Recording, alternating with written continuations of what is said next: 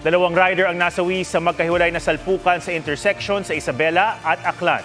May report si John Consulta. Paliko mula sa isang crossing ang motorsiklong ito sa Alicia, Isabela nang tumbukin ng van. Ang rider na dinala sa ospital dahil sa matinding tama sa ulo at katawan, nasawi. Ligtas sa mga sakay ng van. Nangako ang driver ng van na tutulong sa mga naulila ng rider. Sa intersection din nagpang-abot ang isang motorsiklo at isang tricycle sa Kalibo, Aklan. Nasawi ang rider na napuruhan sa ulo.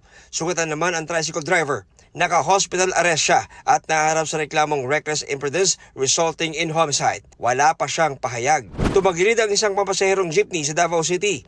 Ayon sa pulisya, nawala ng kontrol ang jeep dahil sa madulas na kasada kasunod ng pag-ulan. 7 sa 20 sakay nito ang sugatan. Hawak na ng pulisya ang driver ng jeep na kinukuhanan pa ng pahayag. Patuloy ang investigasyon. John Consulta, GMA News.